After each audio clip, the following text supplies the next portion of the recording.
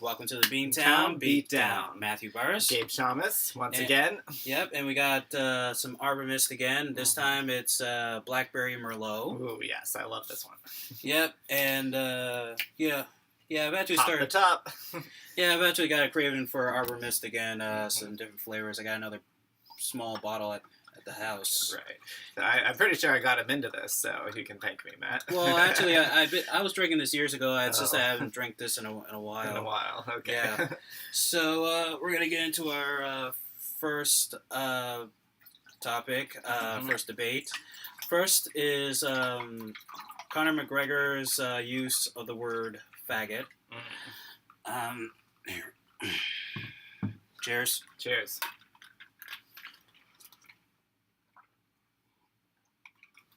Oh, damn, that's good. Yeah. UFC fight night on UFC Fight Pass this weekend. Mm-hmm. Conor McGregor was cornering one of his fighters, and one of his fighters was taking on Artem Lobov, and of course he lost. Mm-hmm. And then when when Conor was bringing him back to the corner, bringing him back backstage, there was a video out there that shows him. He says like, "Look, he's a faggot. I knew, I knew it. He's a faggot." And so he's talking about one of his own fighters that he's training. No, his opponent. Oh, okay. Yeah, okay. Yeah, his fighter. Yeah, his training partner's opponent. He says, "Oh, he's a faggot. I always knew he was." And I mean, it was a very intense fight, too. In fact, it was because Conor actually wasn't working in the corner. He was sitting in the audience, and then he came down the cage side and was, like, yelling instructions, and the referee said, like, no, you can't do that. You're going to have to leave. Okay. Yeah. And so he's he's probably been very, very pissed since his oh so public loss, but Well, I don't think he's pissed. I mean, he's made a lot of money. That's true. Yeah. Now, do I think he's homophobic? No, because he has actually in the past done a campaign for same-sex marriage in Ireland. Okay. Which is really hard because Ireland, Irish Catholic, and stuff. Right. But do I think he's homophobic? No, but I think he was a jackass for what he said. Yeah. Exactly. And I was gonna say the sound. It does sound like typical like fare. For fighters like slurring insults back and forth. But there's just because something is like what you have done before, and how it's been before doesn't make it right today. We've had all these arguments, about stuff like this, and so yeah, I mean, I can understand that you want to say something and it probably slips out. We've talked. I'm pretty sure we actually talked about that in reference to the word faggot before. But yeah, just because it was okay like in the and all over the place like in the 80s doesn't mean that it's okay now. Just think.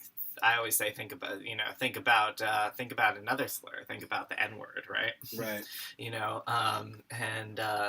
And yeah, just because it was okay to say in the 60s, or before, doesn't mean it's okay to say now. So So yeah, I did not know about his campaign for same-sex marriage. That is very good, and it's not that would give him a pass necessarily, but that is something to take into consideration. Something that would that does make it better. That he probably isn't homophobic, unlike Pacquiao, right? Yeah, exactly. So yeah, Conor McGregor did a jackass thing, and hopefully he learns from this, and hopefully his loyal fans won't turn on him, and they'll still want to pay to see him fight. Right. The thing I would be interested though is to see what he, if he, what he says about it afterwards, if he mentions it. We talked once about when. Who was it? Jonah Hill. When Jonah Hill was cornered by TMZ, I think it was TMZ reporters and stuff. He got so pissed off at them that he said, "Get away from me, faggot." Yeah. And we talked about that. And unlike some people, he came forward and gave a very heartfelt apology and said, that he realized that's the wrong thing to say. That he has a bunch of gay friends, that he's always been fighting for their rights, and yeah, no matter what the context, no matter what you think it means, it was not the right thing to say. So, it would be. I'm not saying he has to do it, but it would be nice if McGregor said something like that. You know what I mean? Exactly. Mm-hmm. And moving on to our second debate is Lion Fight. Lion Fight takes place next week. This next Friday. That's actually the Friday before the UFC pay-per-view in Madison Square Garden. Mm-hmm. And also, just another reminder, we will be doing a countdown to Showdown there. It's going to be live at the Sports Grill in Boston. Mm-hmm. Yeah, Sports Grill Boston, and right there in downtown Boston, not too far from the TD Bank North Garden where the Celtics play. So yeah, we'll be doing it from there. All right, and awesome. Mm-hmm. Lion Fight Promotions is in association with Muay Thai Grand Prix. I think, yeah, they're based out of London, and so their show next week is going to be in London, England. So the big question is Lion Fight ready for an international audience? I mean, it's been growing steadily here in the United States, mostly doing shows in Las Vegas and in Connecticut. Okay. Yeah, they've done a whole lot of shows in Connecticut, mostly Foxwoods and Mohegan Sun. But the big question is, for a Muay Thai kickboxing organization like Lion Fight, are they ready for, to go international? Mm-hmm. Mm-hmm. Well, it's an interesting question. I feel like you'd have to kind of see what. There goes his phone. Yeah, I gotta put that on vibrate. I feel like you'd kind of have to see what other like lesser known fighting promotions are doing overseas. Obviously the UFC is completely international at this point, right? But I do wonder, do they know about the other promotions like Bellator, like Lion Fight? Well, yeah, I mean, at this point they do. Well, they do the know hardcore fans anyway. Well, yeah. Well, the thing is, kickboxing, Muay Thai. I mean, we've talked about this before. It is it's big internationally, right, but not so big here in the United States, right? And right. Of course, the fans in England, they're going to be. I mean, I'm sure there's going to be some fans in England as well. Mm-hmm. But the biggest thing is, will it be a sellout crowd? Will a lot of people be tuning in on television for it? Because, people all over the world, when it comes to kickboxing and Muay Thai, are, they know about Glory. They know about Bellator's getting a little international recognition itself. Right. You know, but as far as line fight, it's you know, it's a matter of can they get that same success? Right, exactly. Well, they are, in this sense, they are the new kids on the block. So, they kind of have to prove themselves, and and find ways to promote themselves,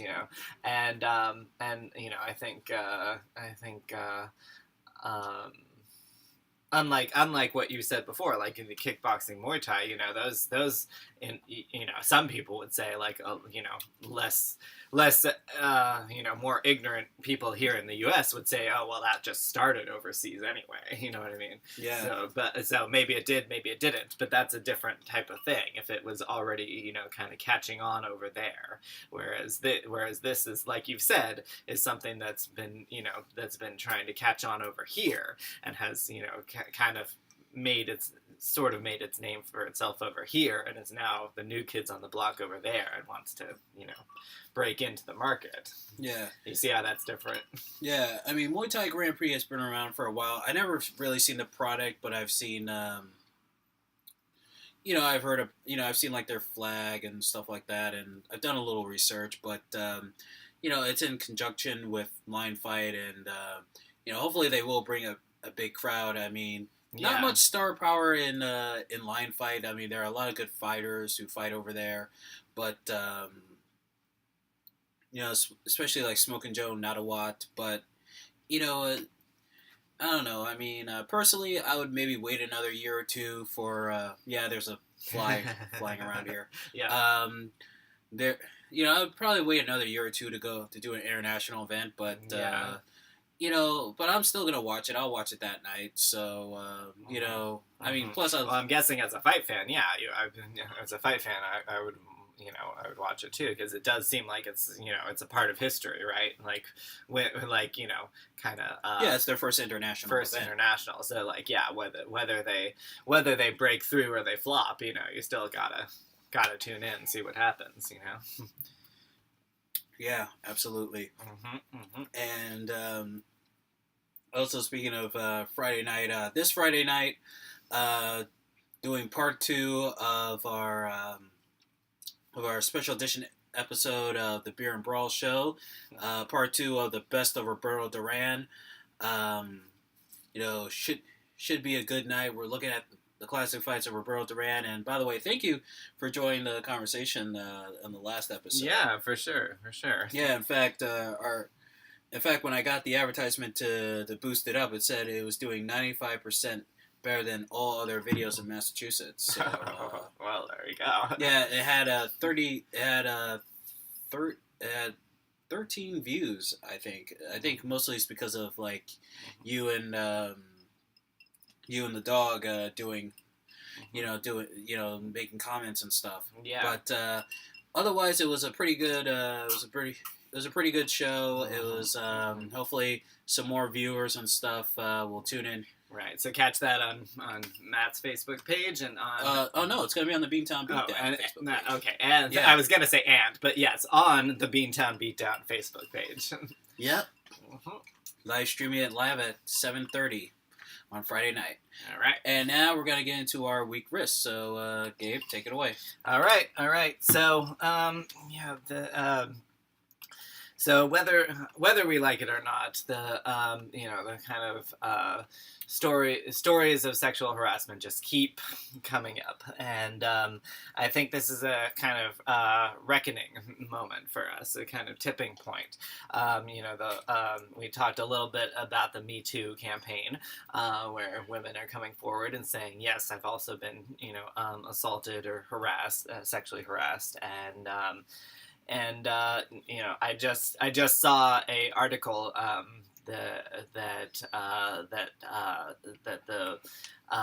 the several women senators have actually joined the Me Too campaign. Very, very interesting. Have you heard of that? Oh, the female senators. Mm-hmm. I never. I didn't hear about the senators. I've been mostly hearing about the actresses. And right, stuff. we've talked about the actresses and stuff like that, but yeah, no. Apparently, quite a few senators have come forward as well. There's obviously our senator here in Massachusetts, Elizabeth Warren. I don't know if she specifically has joined it, but I feel like after a few, she will. But Claire McCaskill and I believe she's from Missouri. She came forward and told her story, and so that just shows, how far-reaching this is, and and it's kind of. Interesting that we needed, to have to.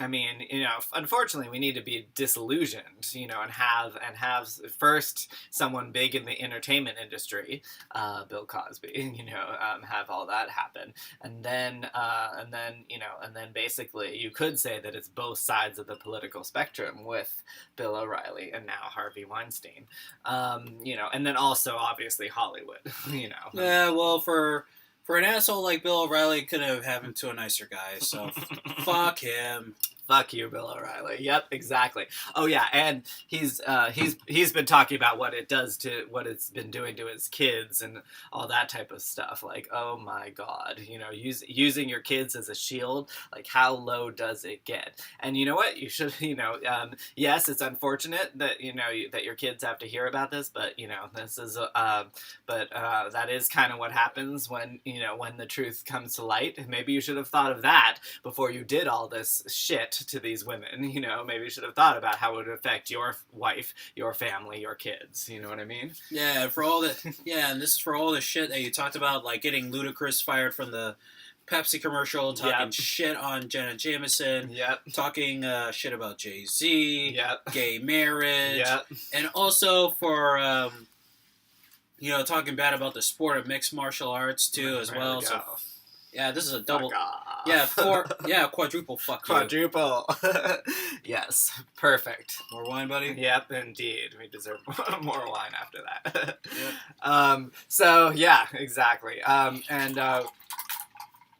yeah, I'm pretty sure I didn't mention him last time, but now we did.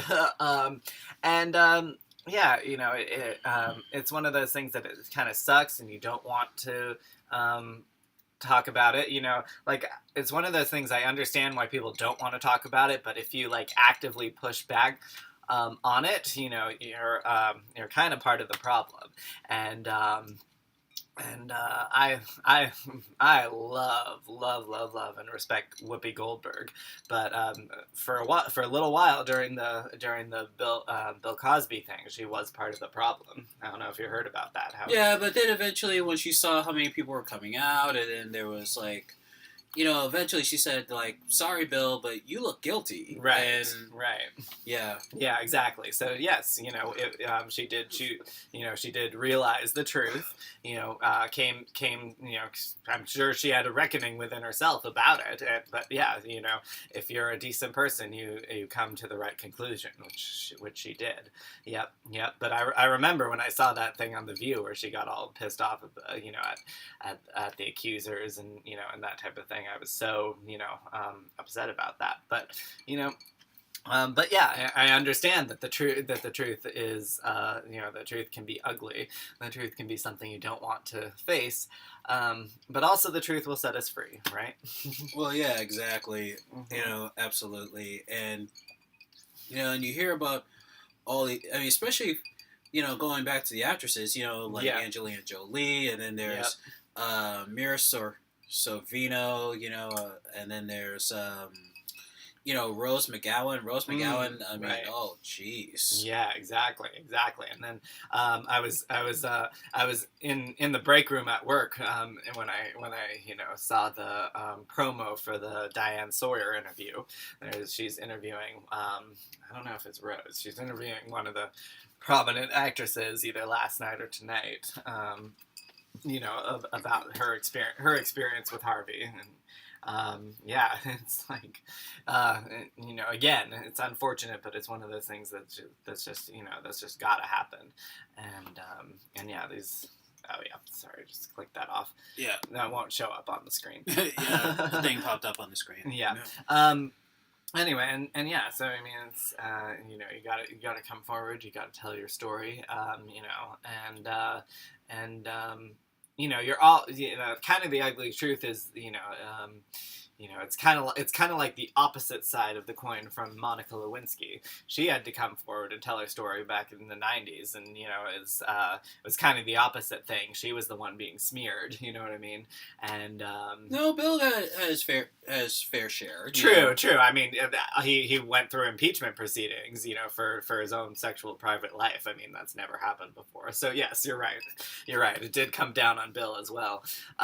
You know, but yeah, anyway, she, you know, she had to come forward and tell her story, you know, but that's you know, we kind of, I'm sure some of people want to kind of equate those things, but, you know, the difference is, you know, that was, as far as we know, and I'm pretty sure we do know, that was a consensual type of thing, whereas obviously all of these allegations, you know, were not consensual, you know what I mean?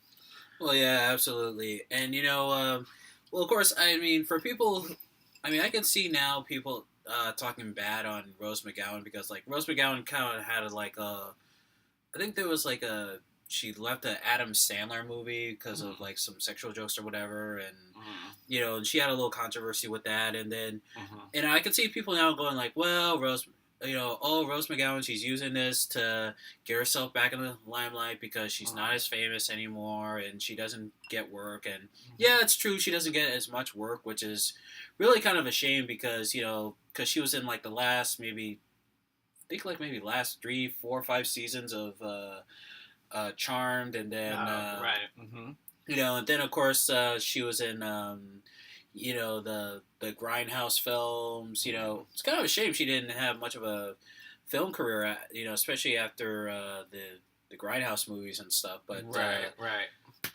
You know, I mean, but you know, I'll defend her. You know, yeah, exactly. I was about to say at the same time to say that she's just doing this for the fame or whatever. I mean, that's something that that people have said a lot about accusers. You know, is that, they're just coming forward for the attention and stuff like that. You know, this we have to realize now. I think we would have to realize now that this is not the type of attention that you want. You know, they didn't want to go through all this crap. You know. And they're only coming forward so that so that it doesn't happen to other women, doesn't happen to other people, so it's not like the type of attention that you want, to have happen, and you're bringing forward something painful, that happened to you. So, when people say, "Oh, they're doing it for the attention," there are much better ways to get attention, I'm inclined to believe them. I'm inclined to believe that this actually happened, and in which case, it's bringing forward something painful. That's not the attention you want. You know what I mean? And plus, Rose McGowan, she's always been a cool chick. I mean, let me tell you something. And plus, you gotta have respect for like, cause remember at one time she was engaged to Marilyn Manson. Oh, right. Yeah. Yeah, I completely forgot about that. Well, yeah, I mean, that would have been some crazy shit. I don't know.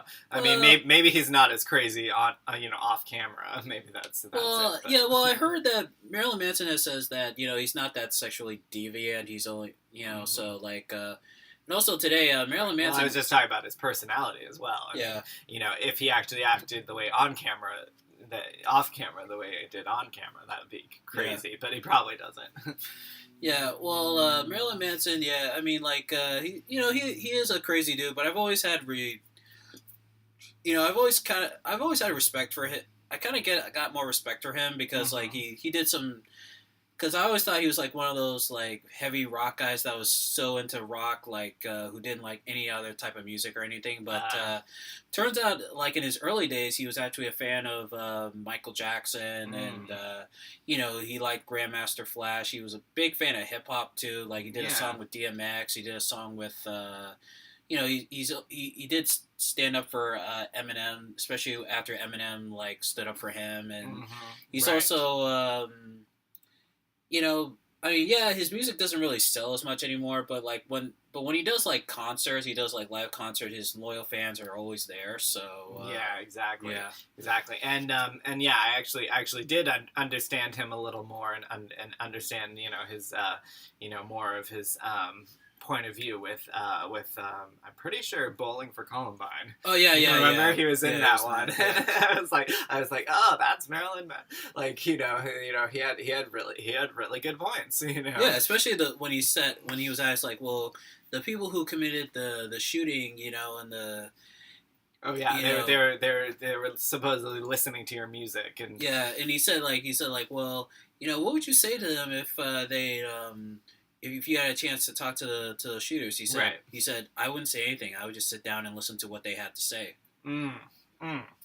Yeah, yeah, it's fascinating. I mean, and it's fascinating, and that might, it might sound like indulging them too much, but really, no. I mean, that's that's in my opinion part of the healing process. All these people, we're talking about sexual harassment, but people that commit acts of violence, it's also because we don't want to look at the actual cause of it, but it's because they feel oppressed in some way, and if we could get them to see reason, and address their concerns, before they go on a rampage, we could save a lot of lives. Yeah, and also getting back to the sexual harassment thing, like like Reese Witherspoon. I mean, Reese Witherspoon has nothing to gain. I mean, she really is telling her story. I mean, look, she's been an actress, for like decades now. She's made tons of money. Even though lately some of her stuff have been like hit and miss lately, just hit and miss. Yeah. Of course, Big Little Liars was a huge hit. I was about to say, yeah, you could say that maybe her film career is downhill, but Big Little Liars, that's a rocket that's taking off, and it doesn't matter as much her movies, at least I would think, if you cared about your art, it doesn't matter as much her movies because Big Little Liars is just doing fantastic on TV. Well, yeah, it's done fantastic. I mean, even though there's a chance that season 2 may not come about, but she's she's made tons of money over the years. She's she has her own production company. I mean, at this point, she's I guess it's safe to say she has fuck you money. Right. Where it's like if she were to like say if I were to wake up tomorrow and she were to announce like you know what, I'm done with acting. I'm done. I'm just gonna stay behind the scenes from now on. It's like, okay, fine. She's rich for life now. Yeah, exactly. So, she still is an icon. She still has made these these movies that people will love and remember forever. Legally Blonde. That's a franchise. That's a thing. You know what I mean? Like people will still, I feel, love it or hate it. Sometimes I hate it, sometimes I love it, but people still like that. In decades from now, I feel like. And all her other movies, she's just made so many good ones, and Sweet Home Alabama, if you want her to think of her as more serious or whatever, but so yeah, it's interesting. You're probably right. I think she does have fuck you money from over the years, and also she's an Academy Award winner too. That too. Exactly. Yep. What was it? So yeah, from Queer as Folk, he says, you can't actually say fuck 'em all unless you have fuck 'em all money, and anyway, that's when a really rich guy, gives Mitch, tries to give Mitch a bunch of money in his will, and it was a very nice gesture. He said, during their romance, he said, he says, sometimes I just want to say fuck 'em all, and he says, well, I'll help you say fuck 'em all because you have to have fuck 'em all money. Yeah, exactly, and.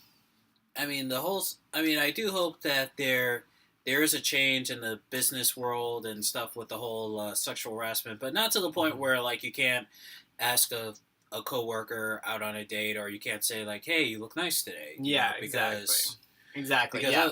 because otherwise, nice guys like me and Gabe are gonna be fucked. Right.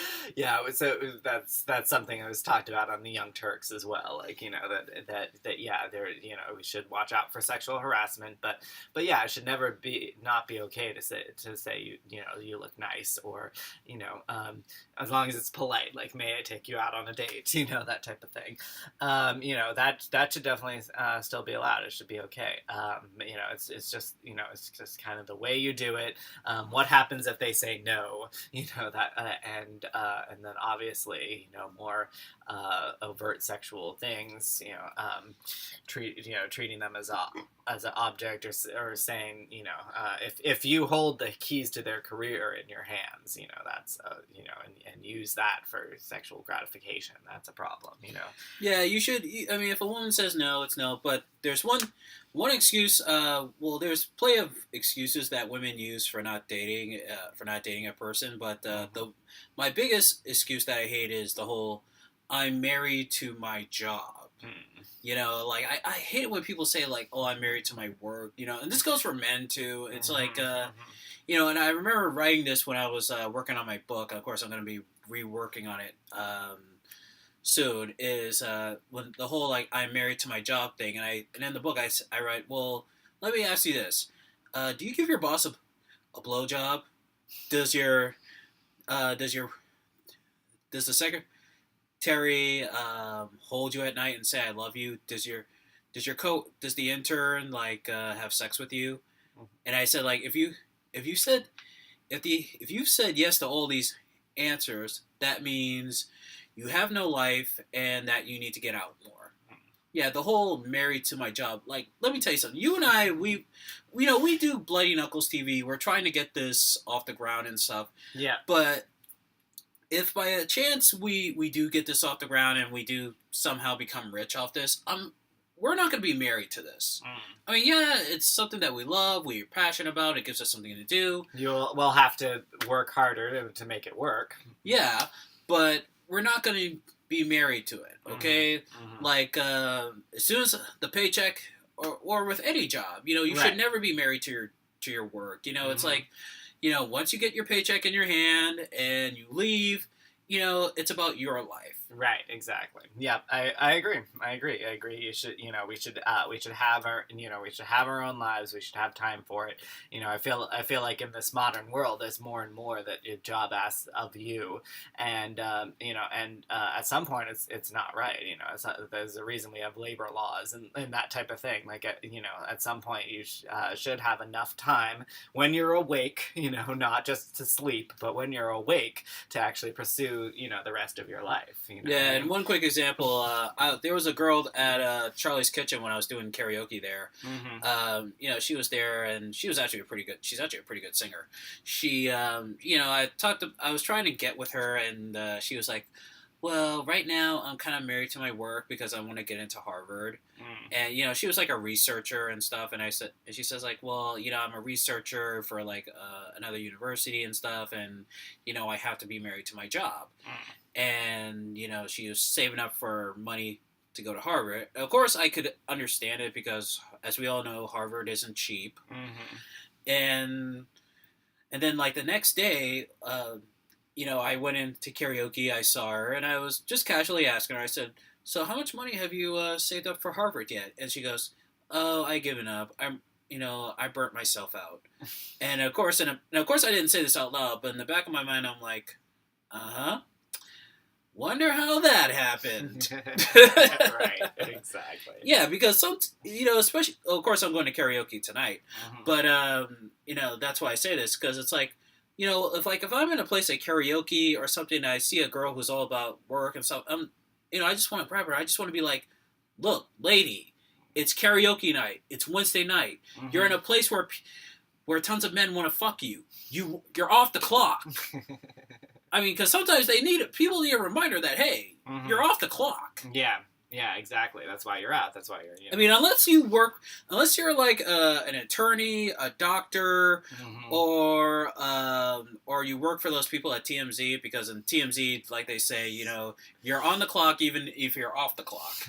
It's like, you're off the clock, lady. Let your hair down. Yeah, exactly. Anyway, that was a long way to say that that you should still be able to have fun. You should still be able to compliment people and ask people out.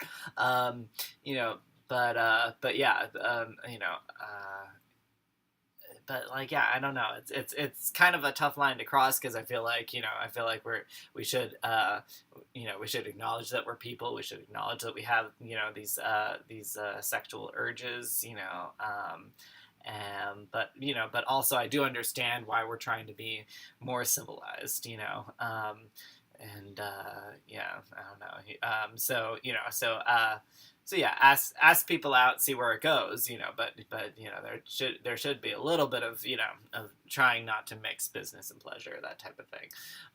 So I think maybe it's possible to go too far on the other extreme, but obviously we have to get away from the extreme that we had a few decades ago, where guys were just free to mix work and sex and and whatever, despite what the women said. Like, we can't have that, but yeah, we should also just kind of we have to still acknowledge we're human. We have to still have some time for for our lives and our romantic lives, and yeah, let our hair down. You know what I mean?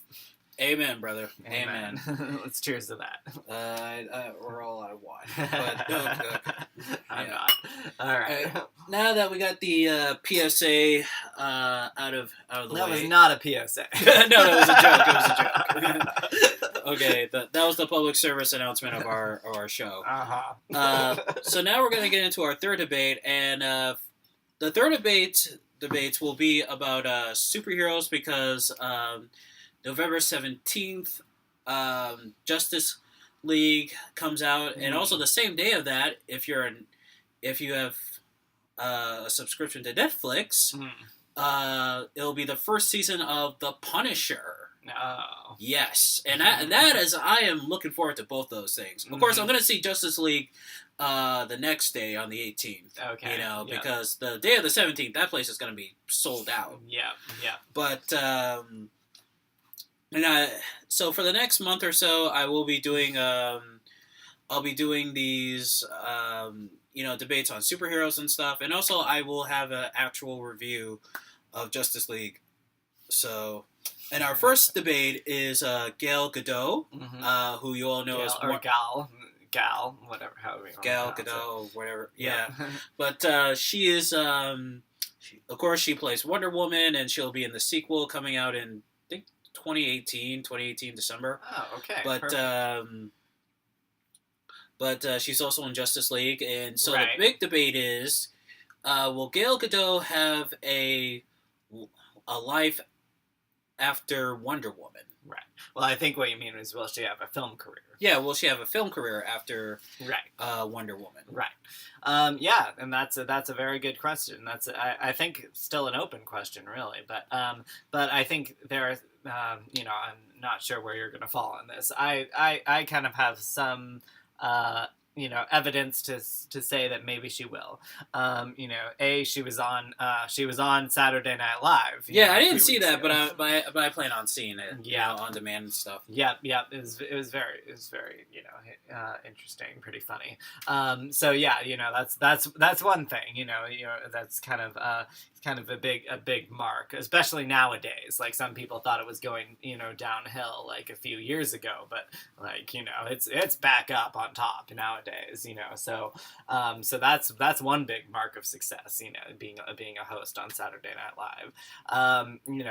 Obviously the movie did well enough that there's a sequel. I didn't even know that, but I'm not surprised. Boy, where have you been? I know, living under a rock, whatever. But But yeah, so that's pretty awesome. But yeah, I mean, I guess I can understand how you might be typecast, and that's kind of obviously a lot of actors are afraid of that, being typecast and whatever. Being in the Justice League as Wonder Woman as well, so that's going to be kind of 3 films, or 2.5, however you want to say it, So Well, she was in Batman versus Superman, and oh, okay. yeah, she was in that. She was in of course, the Wonder Woman movie. She's going to be in Justice League. Right. What was she Wonder Woman as that? Oh, in Batman vs Superman, yeah. Right. Okay. Yeah. The part where she was in the movie. Of course, she appeared as her alter ego, Superwoman, when Batman and Superman had taken on that monster and stuff. Okay.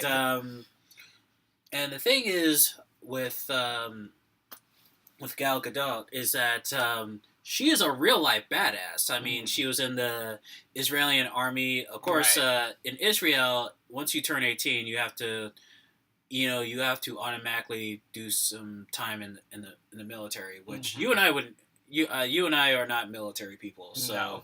We would not survive. Right. But there is some sort of deferment for like service to the country or something. I don't know. Yeah. But anyway, you go. Yeah. But she is a real life badass because she is trained in Krav Maga. She was actually which is the Israeli martial arts for people that don't know. Yeah, and she was actually a Krav Maga instructor in the military. Okay. She became a hand-to-hand combat instructor. Mm-hmm. And then when she worked on Wonder Woman, she trained in capoeira, right. kickboxing, kung fu, and Brazilian jiu-jitsu. So she is a real-life badass. Right, I mean, exactly. But, all she has to do is just grab us. She'd be the wrong chick to mess with, Yeah, all she has to do is grab us, but it's just grab me by the neck and just be like, "You die now." Right. So yeah, I mean that does help. That does help if you really are able to pull these things off in real life, yeah. So I mean, but maybe that would help her in other films, or maybe not. I don't know. That kind of could fall into the whole typecasting thing. Like they would still want her to be a superhero or whatnot. But maybe not. Maybe maybe she would be a more traditional martial arts film, in a more traditional martial arts. Well, because she did get her start in the Fast and Furious movies, the sequels. Okay. There you go. And then. Of course, she was in Keeping Up with the Joneses, the one with where she played like an undercover spy with John Hamm. Oh, okay. Yeah, that movie's actually pretty good. It's a pretty good action comedy. Mm-hmm. But I was looking at Wikipedia. She doesn't have any future projects lined up yet. I mean, none. I mean, I don't hear of any like products. Projects she's coming up in soon. So, but the thing is, I ask about like, will she have a life after Wonder Woman? Is because when you come from doing these like movie franchise or these types of movies. Especially a character as iconic as Wonder Woman. Right. I mean, it's like. The big question is, can she go on to do other roles that are just as popular and just as big as that one? Because, right. Look at the Harry Potter franchise. I mean, Daniel Radcliffe was poised to be like the next big star, but then, mostly now he's just doing independent films and or Broadway. Yeah, doing Broadway plays that nobody really knows about, or just like word of mouth sort of thing. And the real breakout star from the Harry Potter franchise has been Emma Watson. Yeah, Emma Watson. Yeah, I was just thinking that. I was like, I know that she's been in Perks of Being a Wallflower, and I think she has something else coming up too. So yeah, she's probably done, you know, a lot more, had a lot more roles and a lot more breakout success than he has. Yeah. Yeah, exactly. And also there's there's also the Twilight films. I mean, like Kristen Stewart. I mean, she's been. I mean, she's done since then. She's mostly just doing, you know, independent films and. Well, actually, her ex boyfriend Robert Pattinson, he's mostly doing independent films too. Right. I mean, here and there they'll star in a big budget film, you know, a big commercial film, but it's you know, for the most part, it's just mostly just independent films that hardly everybody sees. Right, exactly. So yeah, it is a tough question. It is a tough question when you have a breakout hit. Like, I mean, I don't know. Sometimes I feel like they should be able to do more. I feel like, you know, like Hollywood cranks out so much shit, frankly, you know, that you know, why can't they make another another movie that you know, that's maybe even based around them, around, you know, this actor and what they, you know, and what they were like using what they were famous for before, but, you know, making it into something different, you know. Sometimes I feel like, why can't they do it that way if they're going to crank out, you know, nonstop movies anyway, you know, so. But I do understand that it's, you know, that it's tough to keep it original, you know, especially with, you know, that everyone loved, you know, their original big, you know, like you said, they're such a big star, such a big moment, you know, being what they were, you know, for in this case, you know, her being Wonder Woman, you know, but. I don't know. I feel like if, you know, so I understand that that's tough, but I feel like maybe if Hollywood was a little more creative, they would be able to make something big for her again. You know, I don't know. Well, yeah. I mean, but also it's, you know, I mean, I can't really. I mean, again, this is me being the action buff and only knowing her for doing these action films. Right. You know, like. You know, I can see her being the badass, you know, ass kicker. Mm-hmm. But as far as like playing like a normal woman or something, I can't really see that.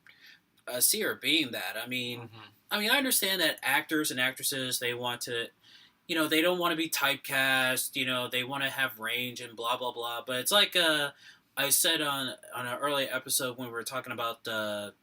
Well, this is when we first started Bloody Knuckles TV, when we talked about The Rock. You know, I said, like, you know, The Rock has this, you know, The Rock knows where his bread is buttered. Right. And his bread is buttered with action flicks. And Gal Gadot... Though he did actually do Kindergarten Cop or whatever that... no, he did The Tooth Fairy. Oh, The Tooth Fairy. Okay, whatever. He did a comedy, you know. Yeah, he did like an animated... Yeah, he also did the Moana film, you know. Oh, yes. Yeah, and that was kind of cool, but, you know, for the most part, you know... because we all know The Rock from WWE and, you know, the Scorpion King, and, you know, he is an ass kicker, so it's like... so it makes sense to keep him doing that, yeah. Yeah, so you gotta know where the bread is buttered, and for right now, Gal Gadot, her bread is buttered with action films. Yep, exactly. You know what's interesting? I was just thinking you know, if they it would be interesting to see her do maybe it's a tired play at this point, but to see her do like Tomb Raider. Remember Angelina Jolie was the Tomb there was Raider? already a Tomb Raider movie that's starring another actress. Oh, God damn it! Why? Again, where have you been? Have you not seen the trailer? Right. Anyway, I was thinking I should have done her for that because I could totally see her being the Tomb Raider. But anyway, yeah. So yeah, I can see that. I can see that they want to do it. But again, like I said, you know, again, maybe if they were more creative, they would, you know, find something like that for her to do. Yeah, it is a tough call because I also understand the fans, want to see what they've come to love about her, and so and that has been her as Wonder Woman. So, yeah, it's a tough call, but I feel I feel like at least it used to be, one big breakout success warranted another. I feel like they should be, trying to find her another. Yeah, and plus, I mean, she is smoking hot, man. This is a woman who's not only, she's a beauty pageant winner, an Israeli hand-to-hand combat teacher. She's an actress. Mm-hmm. She does, she's also a martial artist, and on top of that, she has 2 kids. Well, there you go. Oh yeah, she's married with 2 kids. She is a super MILF. Yeah, exactly. And she is at least bilingual. You'll see in the SNL she does talk in Hebrew. It's interesting. Well, yeah, Hebrew and English and